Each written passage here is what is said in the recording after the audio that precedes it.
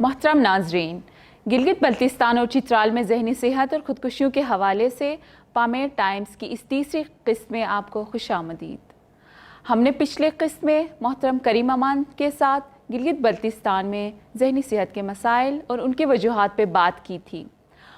آج کے ایپیسوڈ میں ہم ان مسائل کو کم کرنے کے لیے ہم کیا کر سکتے ہیں اس پہ بات کریں گے۔ کریم امان سر، آپ نے گلگت بلتستان اور چترال میں ذہنی صحت کے مسائل، ان کی پیچیدگی اور وجوہات کی نشاندہی کی تھی۔ کیا آپ ہمارے ناظرین کی رہنمائی کر سکتے ہیں کہ ذہنی صحت کے مسائل سے کس طرح نمٹا جائے، یا آسان زبان میں ان مسائل کا حل کیا ہے؟ ہم کیسے ذہنی صحت کے مسائل کو کم کرنے میں اپنا کردار ادا کر سکتے ہیں؟ تھینک یو مس۔ جی بالکل، پچھلے قسط میں ہم نے گلگت بلتستان میں ذہنی صحت کے مسائل کی پیچیدگی، ان کے وجوہات، سوشل اینڈ سائیکولوجیکل وجوہات پہ ہم نے بات کی تھی۔ ہمارے ناظرین نے اگر وہ ویڈیوز نہیں دیکھی ہیں تو آپ سے گزارش ہے کہ ہمارے ان پچھلے ویڈیوز کو آپ ضرور دیکھ لیجئے گا، اس سے ہمیں ان اگلے قسطوں کو، ان ویڈیوز کو سمجھنے میں آپ کو آسانی ہوگی۔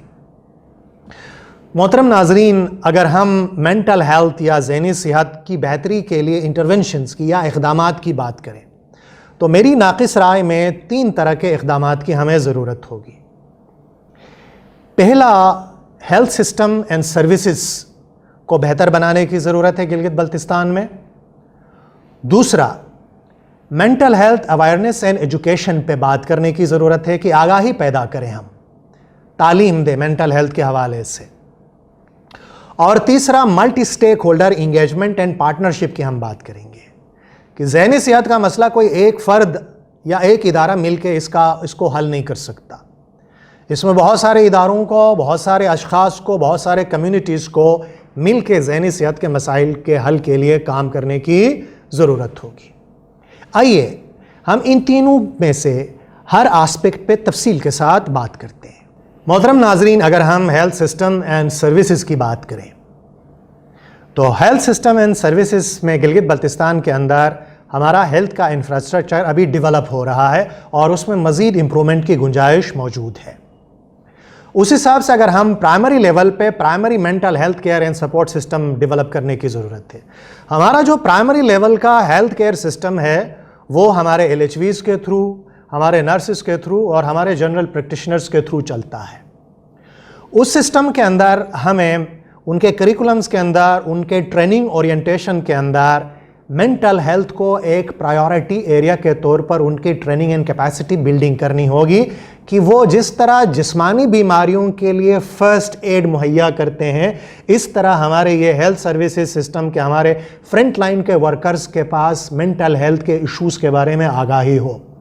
ایٹ لیسٹ اگر وہ ٹریٹ نہ کر سکیں تو ان کے پاس ایک آگاہی ہو، تاکہ پھر اس آگاہی کی بنیاد پہ ہم ایک ریفرل سسٹم ڈیولپ کر سکیں۔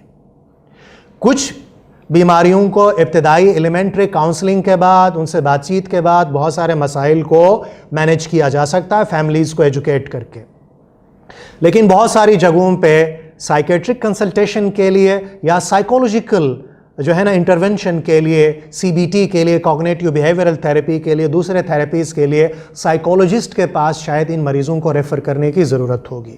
اگر ہمارے جنرل پریکٹیشنرز، GPs، ہمارے LHVs اور ہمارے نرسز اس حوالے سے گاؤں لیول پہ، ولیج لیول پہ اگر ان کے ہم ٹریننگ کریں گے، کیپیسٹی بلڈنگ کریں گے تو بہت بڑے ذہنی صحت کے مسائل کو ہم ریفر کر کے ان مسائل کی انٹینسٹی کو کافی حد تک ہم کنٹرول کر سکتے ہیں۔ دوسری چیز، ہیلتھ مینجمنٹ انفارمیشن سسٹم یا HIMS کو بہتر بنانے کی ضرورت ہے۔ ہمارے پاس ڈیٹا ہونا چاہیے کہ مینٹل ہیلتھ کے مختلف ایشوز کی پریویلنس کیا ہے، اور یہ جو ڈیٹا پرائمری لیول پہ ہمارے ہیلتھ کیئر یونٹس، جو ولیج لیول پہ، جو گاؤں لیول پہ ہمارے ہیلتھ کیئر سینٹرز قائم ہیں، خواہ وہ ہمارے گورنمنٹ سیکٹر کے ہیلتھ سینٹرز ہوں، خواہ وہ ہمارے NGO سیکٹر کے، سول سوسائٹی کے، کمیونٹی کے ہیلتھ سینٹرز ہوں، وہاں پہ ہمارا ایک integrated health management information system ہو، تاکہ یہ health management information system secondary level پہ اور ٹرشری لیول پہ جب ہم مینٹل ہیلتھ کیئر کی پلاننگ کریں گے تو وہاں پہ اس ڈیٹا کو ہم ایفیکٹیولی یوٹیلائز کر سکتے ہیں۔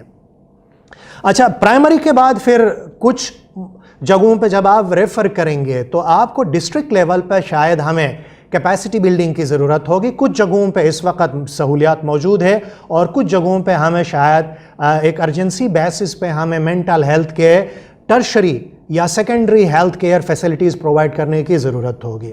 उसमें जो क्रिटिकल चीज़ है वो साइकेट्रिक कंसल्टेशन एंड सर्विसेज है कि अगर डिस्ट्रिक्ट लेवल पे जो हॉस्पिटल्स है वहाँ पे साइकेट्रिस्ट की जो है ना सहूलियात अवेलेबल हों तो उस पॉपुलेशन फ्रेम को आसानी के साथ कैटर उनकी ज़रूरियात को किया जा सकता है।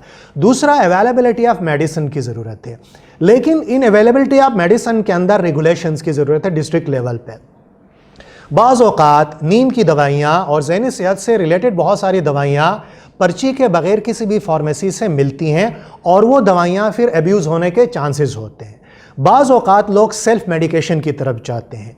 इन दवाइयों के इंतहाई ख़तरनाक असरात होते हैं अगर हम डॉक्टर की कंसल्टेशन के बग़ैर इनको इस्तेमाल करें। एडिक्शन पैदा हो सकती है, डिपेंडेंसी पैदा हो सकती है। तो इन दवाइयों का जो है ना एक तो प्रॉपरली रेगुलेट करने की ज़रूरत है कि प्रिस्क्रिप्शन के बगैर ये दवाइयाँ अवेलेबल ना हो, और अगर प्रिस्क्रिप्शन पे ये दवाइयाँ अवेलेबल हों तो ऐसी दवाइयाँ हों जो अफोर्डेबल हो, जिनके जेनरिक वर्जन्स मार्केट में इजीली अवेलेबल हो। तो डिस्ट्रिक्ट लेवल पे अवेलेबिलिटी ऑफ मेडिसिन इंश्योर करने की ज़रूरत होगी। फिर साइकोलॉजिस्ट एंड काउंसलर की भी ज़रूरत होगी। बहुत सारे हेल्थ के मामलात को साइकोलॉजिकल ट्रीटमेंट उसकी हो सकती है, काउंसलिंग हो सकती है, फैमिली काउंसलिंग हो सकती है। तो उसके लिए भी एक डिस्ट्रिक्ट लेवल पे अगर ये सहूलियात मौजूद हो, और उसके लिए अल्टीमेटली पार्टनरशिप भी बिल्ड किया जा सकता है। आजकल टेक्नोलॉजी का दौर है तो हम इम्प्रिजेंट नहीं हैं। अगर ई इंफ्रास्ट्रक्चर को गिलगित बल्तिस्तान लेवल पे बेहतर बनाया जाए, हमारे बेसिक हेल्थ सर्विसेज को या सिस्टम को इंटरनेट के थ्रू कनेक्ट किया जाए, तो बड़े बड़े शहरों के अंदर के कंसल्टेंट्स से भी डिस्टेंस जो हमारा हेल्थ केयर मैनेजमेंट सिस्टम है उसके थ्रू, टेली मेडिसिन के थ्रू जो है ना वो मेंटल हेल्थ की सहूलियात को मुहैया किया जा सकता है। कुछ जगहों पे ये सहूलियात मुहैया की जा रही हैं, लेकिन वो मरकज़ी शहरों में है। इस सहूलत को हमें गांव-गांव डिस्ट्रिक्ट लेवल पे ले जाने की ज़रूरत है ताकि साइकेट्रिक एंड साइकोलॉजिकल केयर जो है ना वो सपोर्ट मुहैया किया जा सके। अच्छा, उसके बाद फिर mental health awareness and education जो दूसरा डायमेंशन है। एजुकेशन की बहुत ज़्यादा ज़रूरत है हर लेवल पे। वालिदैन के लिए भी एजुकेशन की ज़रूरत है, असातिज़ा के लिए भी एजुकेशन की ज़रूरत है। अच्छा, सबसे ज़रूरी चीज़ mental health in teacher education and curriculum, ये बहुत ज़्यादा ज़रूरी है। हमारे करिकुलम्स के अंदर मेंटल हेल्थ एक 21st सेंचुरी लिटरेसी है। आज का इंसान, आज हमारी जो लिटरेसी की तारीफ़ है वो चेंज हो गई है। आज सिर्फ पढ़ने लिखने का नाम लिटरेसी नहीं है कि बच्चे को मैथमेटिक्स के सवालात हल करने आए, वो अंग्रेज़ी का या उर्दू का कोई क़िता या कोई पैराग्राफ पढ़ सके, तो ये सिर्फ लिटरेसी नहीं है। लिटरेसी के अंदर इन्वायरमेंट के बारे में मालूमात होना, अपने फाइनेंसिस को बेहतर बनाना, इसी तरह ज़हनी सेहत भी एक क्रिटिकल लिटरेसी है। तो हमारे करिकुलम के अंदर जो है ना वो ज़हनी सेहत की लिटरेसी शामिल होना चाहिए, और उसके लिए फिर हमारे असातिज़ा की ट्रेनिंग ज़रूरी है एजुकेशन लेवल पे। NGO के सेक्टर पे भी और गवर्नमेंट सेक्टर में भी गिलगित बल्तिस्तान के मुख्तलिफ अज़ला के अंदर टीचर्स को ट्रेन करने की ज़रूरत है ताकि वो बच्चों को समझ सकें और बच्चों को मुनासिब वक्त पे जो है ना वह ज़हनी सेहत की काउंसलिंग और ज़हनी सेहत के लिए उनको सपोर्ट प्रोवाइड कर सके। उसके बाद कम्युनिटी लेवल पे यूथ कैंप्स की ज़रूरत है, यूथ को इंगेज करने की ज़रूरत है। मुख्तलिफ़ कम्युनिटीज़ के अंदर ऑर्गेनाइजेशंस बनी हुई हैं गिलगित बल्तिस्तान के अंदर। इन ऑर्गेनाइजेशंस को मिल के एजुकेटर्स की एक टीम तैयार करने की ज़रूरत है जो मेंटल हेल्थ के इशूज़ को प्रोवाइड कर सके। कुछ पिछले सालों में मैंने गिलगित बल्तिस्तान का दौरा किया था, तो उस दौरे में कुछ स्कूलों में जाकर यूथ के साथ, नौजवान जो है ना हमारे बेटी बेटियों के साथ मुझे बातचीत करने का मुझे मौका मिला, और मुझे अंदाज़ा हुआ कि हमारे बच्चों के अंदर बेइंतहा पोटेंशल है, लेकिन ज़हनी सेहत के मसाइल के हवाले से, कैरियर के हवाले से, अपनी स्ट्रेस को मैनेज करने के हवाले से बेसिक जो काउंसलिंग एंड सपोर्ट सिस्टम है वो शायद बहुत सारे स्कूलों में अवेलेबल है और बहुत सारे स्कूलों में लैग कर रहा है। तो उसके ऊपर हमें कोशिश करने की ज़रूरत है, और यूथ कैंप्स जो मेंटल हेल्थ के ऊपर फोकस्ड हों, उसमें दूसरी चीज़ें भी आप इंक्लूड कर सकते हैं करिकुलम के अंदर, तो इन चीज़ों की बहुत ज़्यादा ज़रूरत होगी। पेरेंट एजुकेशन और ECD के ऊपर ज़रूरी है।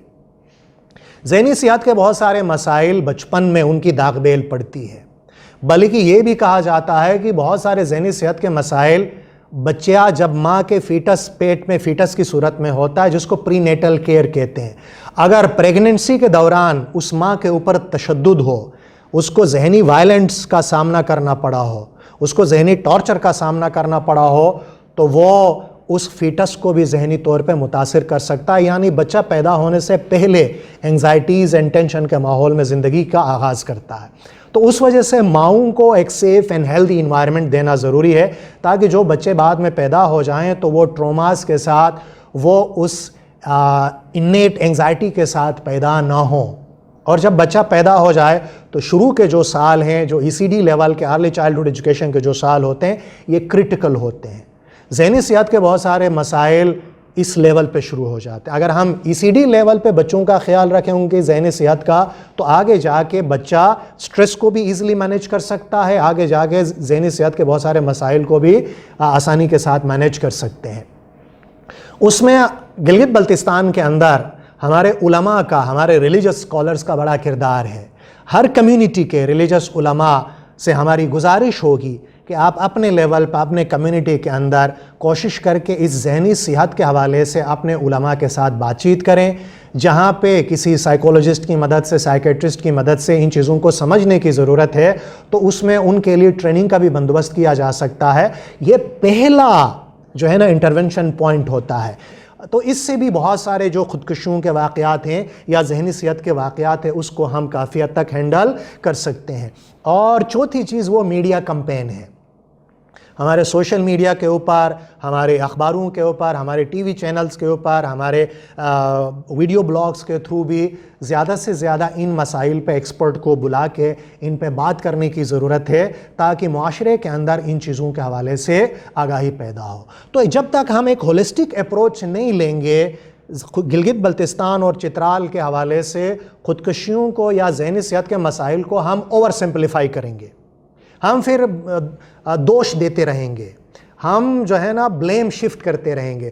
چونکہ بہت زیادہ ماڈرن ہو گئے تھے اس وجہ سے ذہنی صحت کے مسائل ہو رہے ہیں، بہت زیادہ نافرمان ہو گئے تھے اس وجہ سے ہو گیا ہے، اچھا یہ وجہ ہے وہ وجہ ہے، ہم پھر 10 قسم کے وجوہات تلاش کرنے کی کوشش کرتے ہیں۔ اس سے مسئلہ اور کمپلیکیٹ ہو جاتا ہے۔